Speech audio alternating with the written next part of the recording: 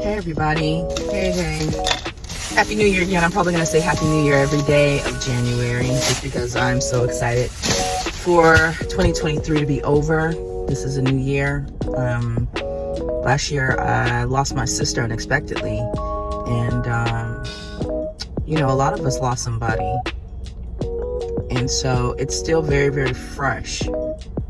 Think about it and her every day, and I'm learning to accept it a little bit more and deal with my grief in a more positive, productive way by exercising more, and definitely growing my spiritual connection with God. So that's how I deal with it.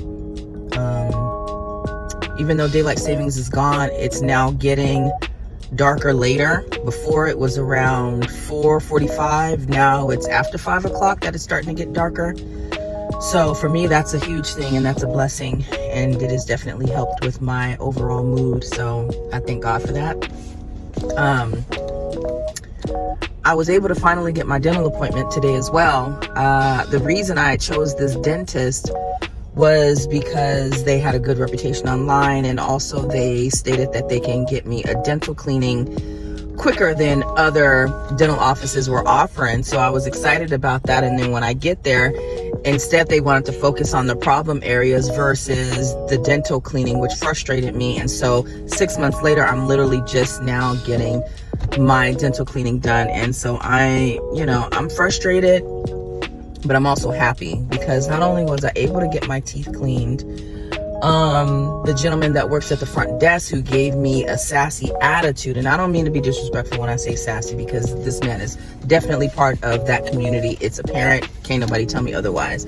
But every time I called and the last time I went in there, he had this attitude. But today, he was on point. Not only was he pleasant, not only was he smiling, but he also gave me an invoice that said $0 due. He said, your copay, you don't have one today, sister. I said, look at God. So it started out good, and then me and the dental tech started talking about politics, and I was telling her about the migrants in New York.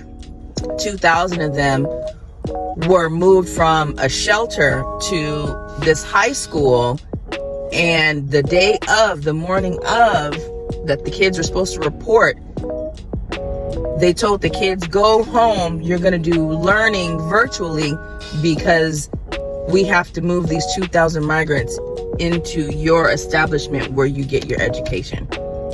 I'm all for treating people humanely, regardless of where you come from. However, when we start putting these non-citizens, these migrants, above the children of this country who have every right to get the best education, when you put them behind and treat them as second-class citizens, there's something deeply wrong. Now, I do feel bad for Mayor Eric Adams because he is the face of all of this. Nowhere have we seen the governor of New York, Kathy, whatever. I don't even know. I sent her an email. I say, you're wrong for that. I said, you're putting non-citizens above the citizens of this country, the taxpayers that pay you and their children. You're putting everybody in a tough position. These kids are already dumb as hell. They're already addicted to their devices. They would rather be online than to engage one-on-one. And now you're making it more easy for them to be a delinquent because you want to take care of somebody that doesn't even belong in this country. There's no way to make that make sense. And not once have I seen you on the headlines or the front lines or anything like that. You got Mayor Eric Adams out here battling it all by himself. Now, that's where he fucked up. He should have never went on camera, on the record, saying, you're welcome. Come on in. Everybody come on in. We'll take you. So guess what Greg Abbott said? Your wish is my command. And he started sending everybody up there to New York. But that didn't just come from him. He's just the face of something deeper. He's just the face, so he's taking a hit. But we can't blame him. There's a whole bunch of people, a whole bunch of older white people above his pay grade that are pulling all the strings, and he's just the face. But on a lighter note, I had a question for you guys. You know how there's a girl code and a guy code? I mean, I don't think guys live too much by this. If I was a guy, I would be this way. But if you dated somebody and it didn't work out, and your homegirl or your homeboy decided to date them, is that breaking the code? Does that go against code? I just want to know that first. Secondly, does the code count if it's your parent? Now, I was listening to the radio this morning, Z104, and it's called Something Wednesday, where a girl calls in and she's like, hey, my mom is dating somebody, but she won't tell me who it is. And I love this station because you can text them and they will read your text message on the air. So it's really funny. Every time I text a response or they ask a question and I throw something out, they always say, call us now. And I'm like, no, I ain't calling. I ain't trying to be on the radio. I just want y'all to read my little comment on the air. But anyways, the girl says, my mom, I think she's sneaking around. She's being sneaky. I don't know what's going on. I just want to know what is up. So they called the mama, right? Now, mind you, these are all white people. The radio show is white. A lot of the people that call in are white, which makes it even like 10 times more hilarious because they be with the fuck shit just like we do. So to hear them be going through the same stuff is hilarious. And also to listen to them, what do you call it? I can't think of the word, but basically they be with the shits too, right?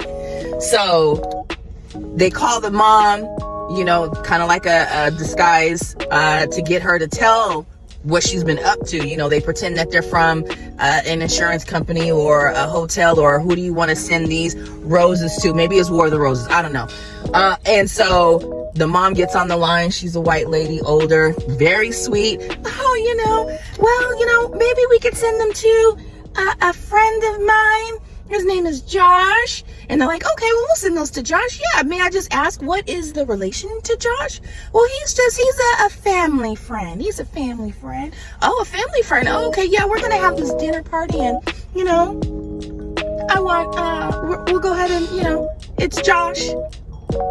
Well, how much of a family, what kind of family friend is this? Well, he's just a younger family friend, and, we've always stayed in touch, and he's very special to me. And so the host, goes on to try to get more information, and basically the mom reveals that it's more than just a friendship. This is, somebody that she's actually kind of fancy on.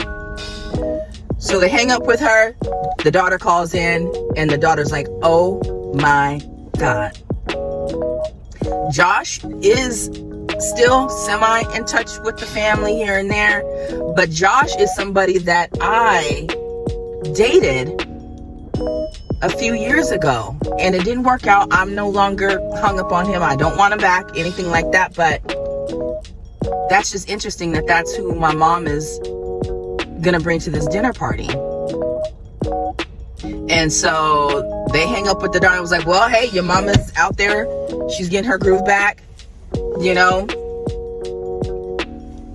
The daughter hangs up, and the host, male and female, were saying, well, Camille, you go, girl. And so I sent in a text that says, so girl code doesn't count for parents, for moms? Like, are you serious? And they're saying, well, look here, Camille is so sweet and nice. She's the type of woman that would bake you an apple pie, rub your head and make you feel good. She was just so sweet. I think she deserves. Well, of course she's going to be sweet. She's getting her back blown out by somebody half her age. I would be sweet too if I was getting my back blown out by somebody half my age. Hell yeah, I'd be sweet as pie. But the one thing I wouldn't do, never say never, of course. But in this case, the way that I am and the way that I think, no. I'm not going to screw my daughter's ex-boyfriend. And so one of their other excuses was, listen, whether it's right or wrong, it's hard out here for people, right? Dating is hard. So if she found a love that just happens to be her daughter's ex-boyfriend, guess what? We understand. I don't like it. I don't like it one bit. But the hosts, they were with the bullshit. They were okay with Camille. I think in this day and age, we accept a lot of stuff. The times are changing a lot, where we're starting to accept things that I think should be unacceptable. And the things that shouldn't be unacceptable, we shame those who think certain things are right. You know, it's not my place to judge what a person does, but I think some things are just blatantly wrong. And dating somebody your daughter used to date is kind of crazy. I bet she's a secret though. I'm sure Josh isn't, you know, parading her around and everybody knows that they are in a relationship. You know, and she's probably okay with being his little secret, but it's in the air now. It's out in the open now. The daughter said, well, this dinner party that she's having that I'm not invited to, I'll be there. And I hope she calls in and lets us know how that went. Now, I bet the daughter is saying on air, just to save face, I don't have any feelings for him, that, you know, but you can't be a daughter and have a real relationship with your mom and not care that she's actually having sex with somebody you used to be in a relationship with. I don't care how you slice it. I don't think that will ever be normal. But that's just me. Tell me what y'all think.